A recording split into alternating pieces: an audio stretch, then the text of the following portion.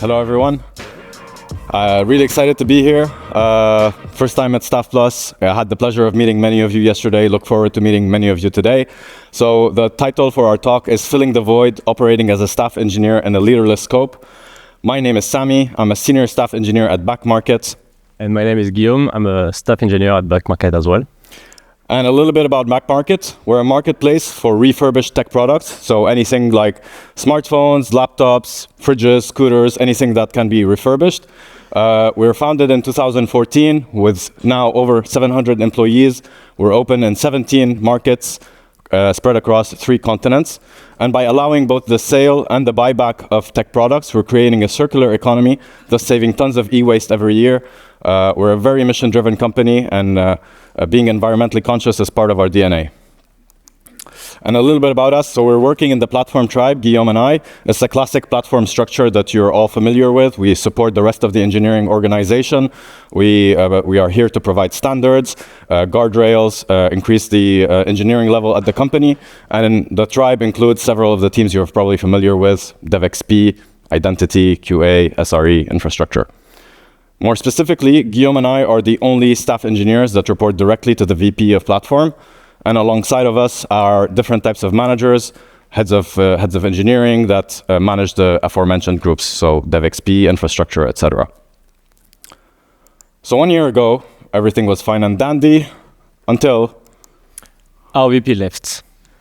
And so at the time, we had no immediate VP candidate in the pipe, and we knew it would take some time to find the right person. And our CTO became the interim VP, but we also knew that she wouldn't be able to dedicate much time to the tribe because obviously she has a lot to do. And in the end, it took us over a year to find the right person. And for the anecdote, they will start with us next month. Maybe we'll show them the talk. I don't know. So at the time, we were embarking in a major migration where we wanted to change cloud provider, and we needed to move all our assets from one cloud provider to another. And also, this was the first milestone of our platform modernization program. So this was a program that would enable us to apply more modern platform engineering practices. Also, we had some organizational challenges lurking at the time. We knew it will only get worse with the migration, but we also decided collectively to wait to see what we will be after to start working on this. And at this point, we found ourselves asking, what do we do in this situation? And so not an easy question, and for that we wanted to answer a few other questions, like what are the risks for the organizations, what are our responsibilities, what people expect from us in the end, but also what are the opportunities in terms of learning, growing for us, but also, and probably more importantly, for other engineers. And replacing a VP is far from an easy task, and you don't want to do it reluctantly. So you need to make sure that this will align well with what you want to do with your career and your life. Very important. And so Sami and I decided to step into the void and help the organization, starting with the cloud migration. It was a huge project, really, by far the first priority for the tribe. And I mean, even for VP, it would have been some kind of flagship project. So it made total sense for us to focus on that. A bit more context about this migration. So the contract was already signed when the VP left, so no problem with that. We had 8 months to do everything from planning to execution, so quite a short deadline. And we needed to do that without impacting the product teams because they had some kind of mega migration and a lot to do in their place already. And to no one's surprise, we faced many challenges. The first one was silos. As we began the migration, the engineers started working on their designs. They put their heads down, but they put their heads down too much. They did not communicate. They did not align. And we only noticed this when we got to the stages of the migration where we needed to glue things together. The dependencies weren't ready. And to be fair, Guillaume and I tried to instill program management into our practices early on in the migration, but had faced initial pushback and didn't insist enough. So maybe this was our first mistake. But given the situation, we decided to make daily stand-ups non-negotiable. Now, 30 minutes for 10 to 15 engineers every day is maybe not to be neglected in terms of time not spent working on the migration, but we knew we had a synchronization and an alignment problem. And we also knew that our engineers were better at working together when they were all present synchronously, even if virtually. So we used this one to our advantage. The other factor was that we knew that as an engineer, you had much more chance to follow through with your actions if you spoke about them in a daily stand-up. So we used the psychology trick to our advantage. And indeed, once the stand-ups were in place, we started seeing synergies develop. We saw the engineers discussing different action items during the stand-up and new meetings being spawned right after the stand-up. So this was clearly a good move. But as we helped the alignment between the engineers, it wasn't enough. There were so many other communication paths that we needed to work on. There was aligning the engineers with the managers between each other, the platform tribe with the rest of the engineering organization, making sure that other product engineering teams knew what we were doing, why we were making changes to their services, and what the impact was going to be. And even beyond that, we had to align the whole tech department with the remaining departments that we had, so marketing, finance, legal. So you may be familiar with Tanya Riley's being glue. In this case, we felt we needed to upgrade being super glue. We had to be everywhere. We had to invest a lot more time in doing so. And upgrading to superglue and spending more time on it, we started to notice that we were dropping the ball on some of our previous responsibilities. For example, we didn't have time to, handle all the architecture reviews we used to sit down with engineers to solve complex technical problems or to review and challenge roadmaps with managers. And perhaps we should have foreseen this because it can feel kind of obvious now, but with us filling the void left by the VP, we were just leaving other voids behind. And so we needed to find a way to handle these responsibilities without doing everything ourselves. So first we decided to double down on mentoring, and we really saw this situation as an opportunity to help engineers around us to take on more responsibilities, even opening the door of staff engineering for them. And indeed, it was a great opportunity for them to see or to check if this kind of role could be a good fit for them in the future. And so we started to look for relays in the different teams, some individuals who could, take over from us in their respective scopes. And we set up one-on-one mentoring meeting with them. We did a lot of peering sessions, really a lot, on reviews, problem solvings, the thing they were the less used to. And we had this kind of transition phase. And we knew that mentoring required energy and time at start, but honestly, we quickly started to get back our time and see the benefits. So this was really a good move for us. But truth be told, even mentoring couldn't help handle all those responsibilities. And so we learned to accept casualties. While we previously could spend time with all the team in the tribe, helping managers with, roadmap, priorities, execution, we simply couldn't do everything anymore. So for the greater good, we stopped handling some of these responsibilities. We even stopped working with some of the team in the tribe that were not involved in the cloud migration. And our main advice here would be to be very explicit about that. Meaning, when you know you won't be able to fulfill a responsibility properly, just write it down in the document, share it with the manager or with the organization, and really make it clear, and please don't try to fake it. It's important. And as time wore on and the migration progressed, our engineers tired. And with this fatigue and stress, we noticed that their appetite for risk was diminishing. Now, in the early stages of the migration, we'd identified different types of risks, some known ones and some unknown ones. We had to accept, we could plan for the known ones, we could prepare for them and anticipate them, but we had to accept that some unknown issues could pop up at any time, and we just needed to handle them as we go. The challenge was that the stress and fatigue caused the engineers to push back on this type of risk. Some of them started asking to pushing the migration dates back. Some of them even asked us to cancel the migration outright. And let's be clear, we couldn't really do that. The contract was signed. And some of them even threatened to resign if we didn't. So this was a really stressful time for Guillaume and I.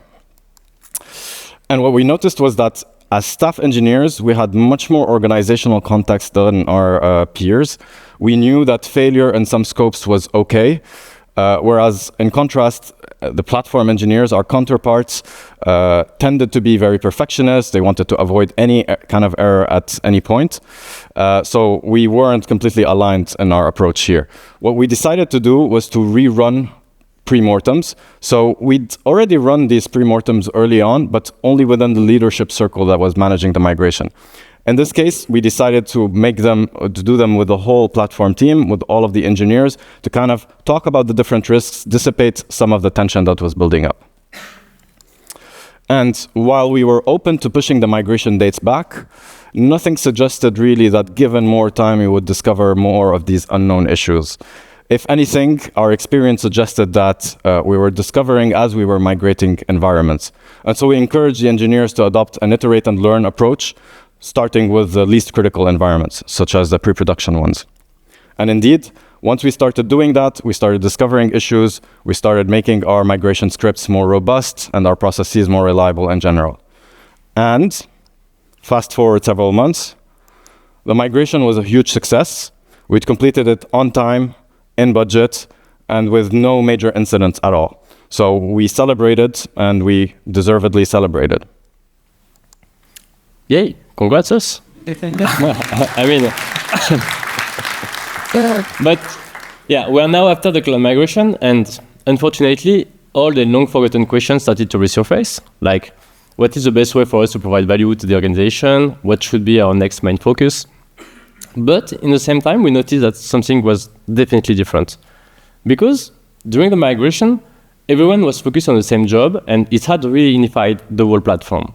And at the time, we probably weren't the best at alignment, but the migration forced us into it, and we happily did, and we get great results in the end. So now that with the migration over, we started to feel like some teams were slowly going back to the nest. Delivery started to drop slightly. Basically, everything we wanted to avoid.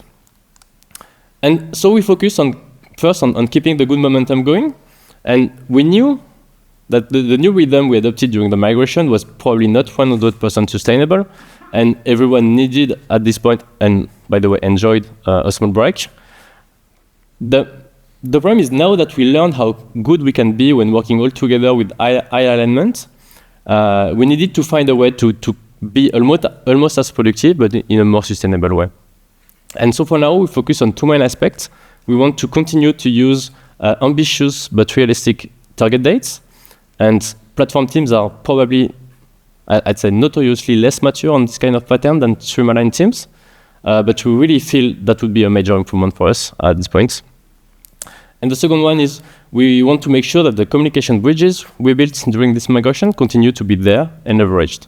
For example, if we need to discuss a reorganization, we want to do this with the whole tribe involved, because we want to offer a unified view of our group first, and of the services we provide to the rest of the rest of the organization as well. And with the migration ending, it was also time for us to get back to our primary mission, which is to help rising engineering standards across the organization. And the cloud migration allowed us to move to a new and clean platform, one we could build upon, really, but we didn't bring much new value yet. And to figure that, we sought out to engineers and managers and the product teams, and we asked for feedbacks on how did they interact with the platform, what were the features they most wanted to see added to the platform, or what were the friction they experienced. And our goal was really to be able to offer new capabilities fast, even if the work needs to span multiple teams. And that's something we used to struggle on. Last but not least, we needed to prepare ourselves to welcome our next future VP, the best we could. And so for that, we need to prepare as much context as possible, in particular about what has been done and what has not, especially what has not. And it's very important here to not let our ego get in the way and be very transparent, because in fact, this is not about us, it's really about the organization.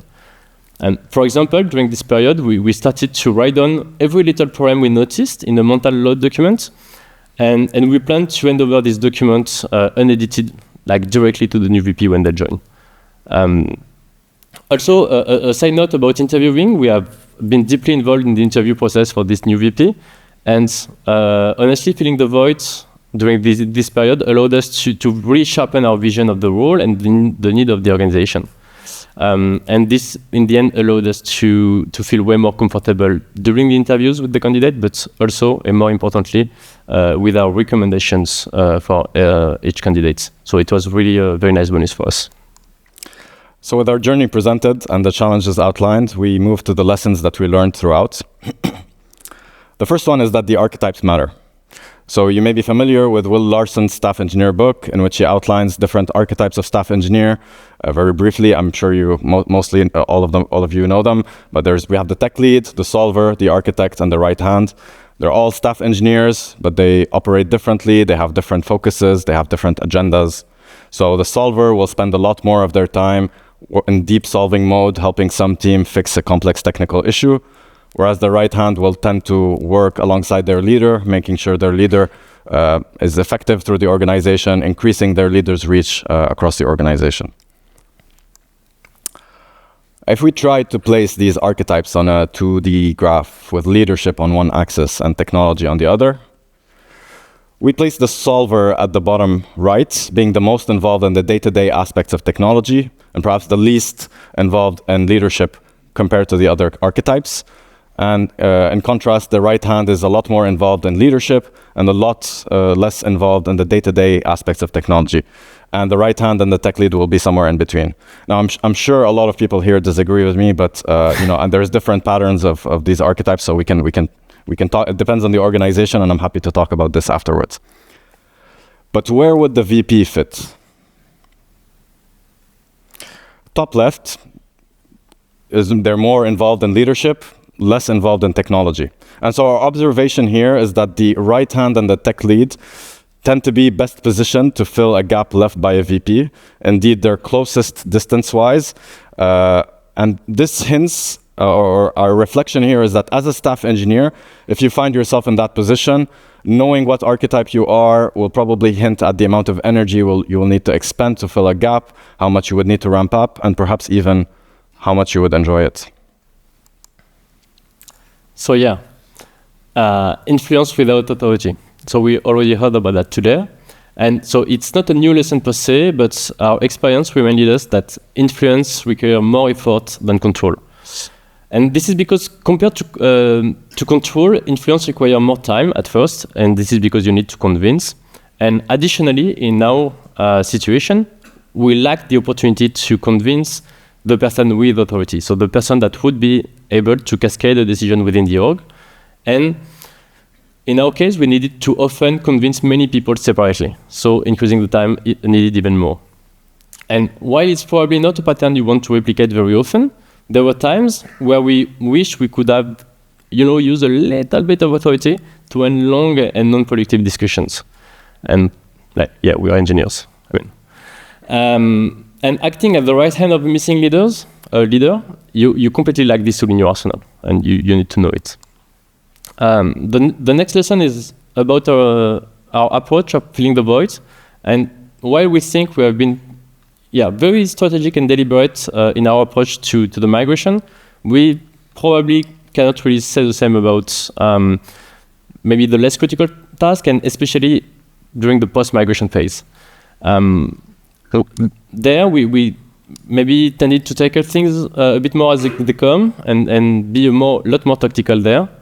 And we think that in retrospect, we should have sat down with all the managers in platform and to, assigning previous VP responsibilities among us officially, even expliciting the ones we wanted to drop. And this is to avoid future questions or hesitation for us, but also for the people in the organization depending on these decisions. So overall, we feel that this damaged our efficiency and led us to do more firefighting than needed. And obviously, we wish we could avoid that. Another thing we learned was that as we filled the void, gradually gained an influence and perhaps a little authority, especially through the migration, our relationships with our peers were changing. Being the decision makers, the people setting the pace through the migration, but also ones involved in promotion committees and quarterly feedbacks, meant some engineers began adopting more formalism around us. Perhaps crucially, we would receive less of the direct and candid feedback that we were used to and that we thrived on. we felt that we had to go and seek out the feedback directly from the engineers, or sometimes through intermediaries such as managers. And when we did, we'd get it much later down the pipeline, which is not usually the best thing.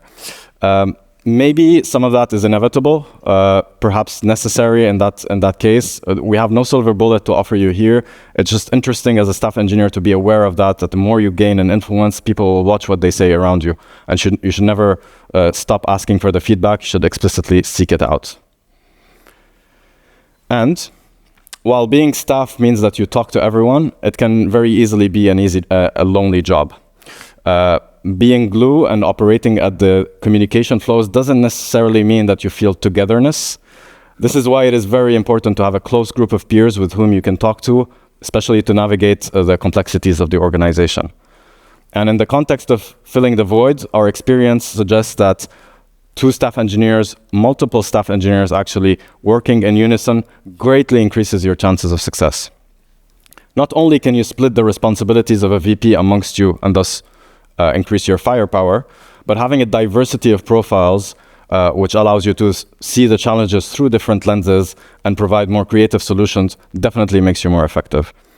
And for us, the staff community worked so well and it went beyond the platform tribe and ourselves. We had good relationships with the staff engineers and the product engineering teams, and they helped us navigate the different complexities of the migration, the risks, and just discussing the leadership void.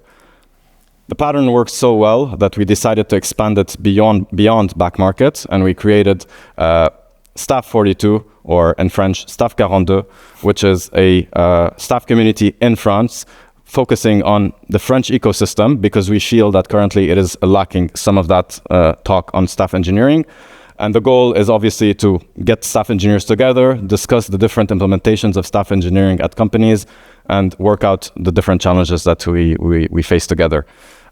So it was founded earlier this year. We're still very young. We're now over 160 members, and we have animated discussions in our Slack channel.